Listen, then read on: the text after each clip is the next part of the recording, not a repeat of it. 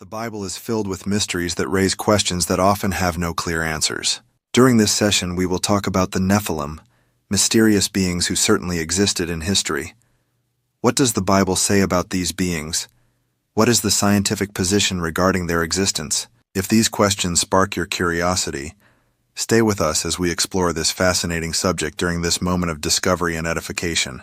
It is important to note that the term Nephilim is often translated as giants in various versions of the Bible.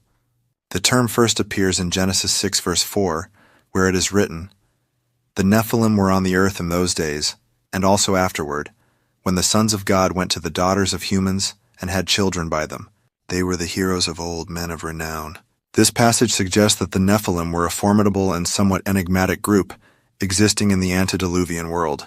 The expression sons of God has sparked extensive biblical debate, often interpreted as either divine beings or descendants of Seth. Their union with the daughters of men supposedly resulted in the Nephilim.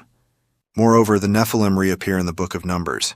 In Numbers 13 verse 33, the spies sent by Moses to Canaan report, "We saw the Nephilim there.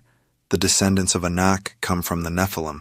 We seemed like grasshoppers in our own eyes, and we looked the same to them." This mention highlights the imposing stature and fearsome reputation of the Nephilim, further characterizing them as giants. Several theories attempt to define and understand the Nephilim in the context of biblical studies. One of the most widespread interpretations is that they were the offspring of fallen angels and human women, a hybrid race that wreaked havoc on earth. Others argue that the sons of God were merely exalted humans, possibly from the lineage of Seth, illegitimately mingling with the daughters of men from other, possibly corrupt, lineages. Biblically, the presence of the Nephilim serves as a narrative precursor to the divinely ordained flood, symbolizing a period of great moral decline and cosmic disorder necessitating divine intervention. Their existence is not just a historical footnote, but a reflection of deeper spiritual conflicts and human failings that required the restoration of divine order. The Nephilim, as described in biblical texts, occupy a unique and enigmatic position in ancient Jewish history, symbolizing both celestial rebellion and earthly conflict. They are mainly mentioned in the book of Genesis, where they are characterized as the offspring of the sons of God and the daughters of men, suggesting a blend between the divine and the mortal. Often depicted as giants, they are associated with the pre-flood era's violence and moral corruption, serving as a prelude to divine judgment through the Great Flood. Their immense size and strength likely instilled fear in the hearts of ordinary humans, reinforcing the gravity of their transgressions in the moral narrative of Scripture. The Nephilim also resurface in the book of Numbers, described in the context of Israel's espionage mission in Canaan. The Israelite spies report that the land is inhabited by the descendants of Anak, whom they identify as Nephilim, describing themselves as mere grasshoppers in comparison to these colossal beings. Numbers 13 verse 33. This striking comparison further reinforces the Nephilim's role as formidable and fearsome figures in the biblical landscape, seemingly emphasizing the challenges that awaited the Israelites and the magnitude of divine deliverance they would need to overcome such overwhelming obstacles.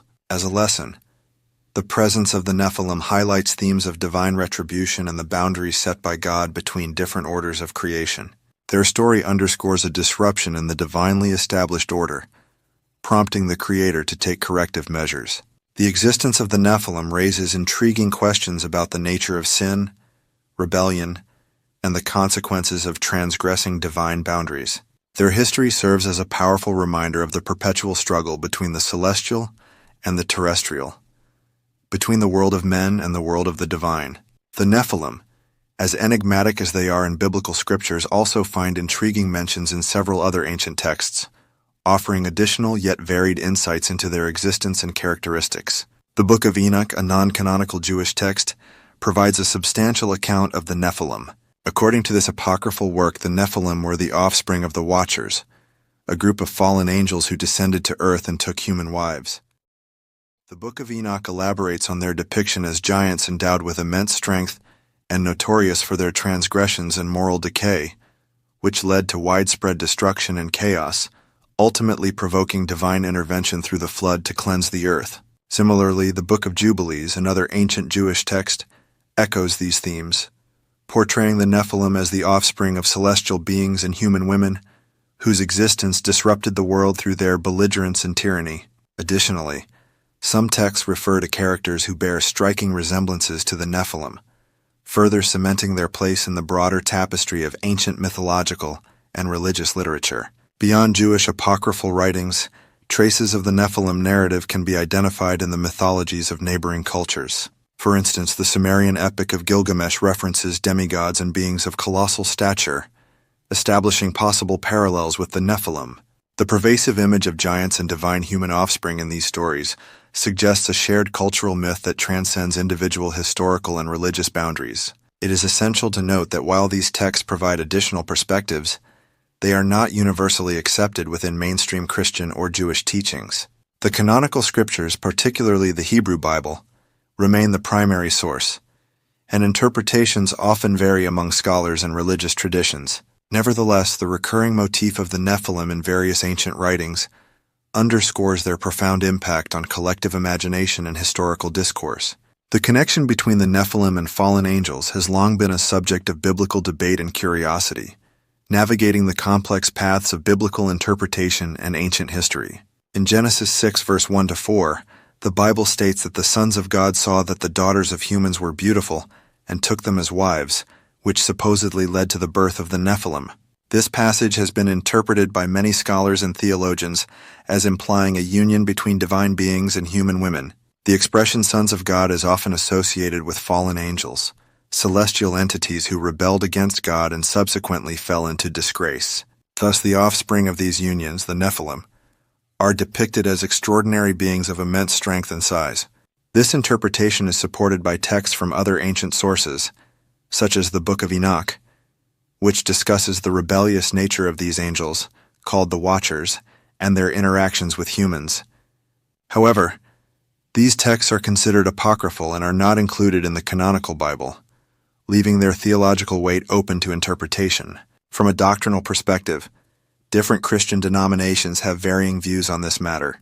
For example, the Catholic Church does not have an official stance on the Nephilim and their origins, leaving much room for theological and scholarly interpretation.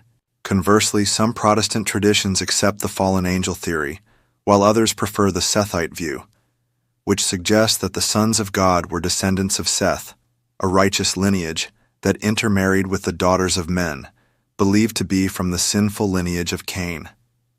It is important to note that the idea of fallen angels producing offspring challenges the traditional view of angels as purely spiritual beings, incapable of physical reproduction. In light of this, some scholars argue that the term Nephilim may symbolize powerful warriors or rulers, rather than a race of hybrid beings. The presence of the Nephilim in biblical texts has long captivated scholars, fueling numerous interpretations and theories regarding their origins and significance. Some of the most prominent interpretations can be classified into four distinct perspectives: the fallen angel and daughters of men theory, the demonic possession theory, the Sethite view, the concept of fallen men. Each of these interpretations seeks to unravel the mysterious identity of these colossal beings, often referred to as giants, who roamed the ancient world and were believed to have committed great acts of iniquity. These varied perspectives highlight the complexities and nuances associated with the Nephilim, offering a rich tapestry of theological and historical thought that continues to intrigue both scholars and believers alike. While the fascination surrounding the Nephilim is largely fueled by biblical accounts, the search for tangible archaeological evidence remains a subject of considerable debate among scholars and enthusiasts. Direct archaeological proof supporting the existence of the Nephilim remains elusive, with no definitive discoveries of skeletal remains or artifacts conclusively linked to these enigmatic figures. However, this lack of physical evidence does not diminish their historical or cultural significance as preserved in ancient texts. Genesis 6 verse 4 and Numbers 13 verse 33 form the foundation of their biblical narrative, describing the Nephilim as larger-than-life beings and mighty warriors. Despite these striking descriptions, no known archaeological findings align with these verses. The allure of discovering giant remains has led to numerous claims and supposed discoveries over the years, but these often fail under scientific scrutiny, frequently exposed as hoaxes or misinterpretations of normal human remains or even large animal bones. Nevertheless, it is crucial to recognize that archaeology often relies on more than just physical evidence. It also values ancient manuscripts and historical records. In this light, the mention of the Nephilim alongside other Near Eastern mythologies underscores a broader tradition of storytelling and myth-making, which may hold its own form of historical truth, rooted in collective memory and cultural expressions.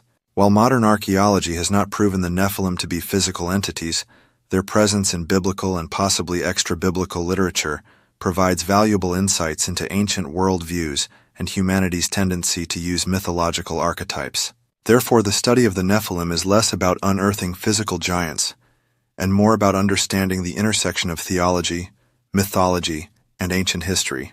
As we reach the conclusion of this journey as Christians and children of God, what should we take away from this exploration of these beings, considering that our compass is the Bible? One thing is certain: if the Bible speaks of them, then these beings truly existed. The Nephilim played a significant and often disruptive role in the pre-flood world, contributing to the pervasive wickedness that ultimately led to God's judgment through the Great Flood. The story of the Nephilim serves as a warning against the consequences of overstepping divinely established boundaries. It echoes the theme of excessive pride, cautioning against unchecked ambition and the mixing of different orders of creation in ways that disturb the ordained harmony. We hope this session has been beneficial to you. If so, don't forget to leave a like and a comment. Also, subscribe and activate the notification bell to join us on our future journeys, aimed at strengthening our faith and fulfilling our heavenly calling. God bless you, and see you next time.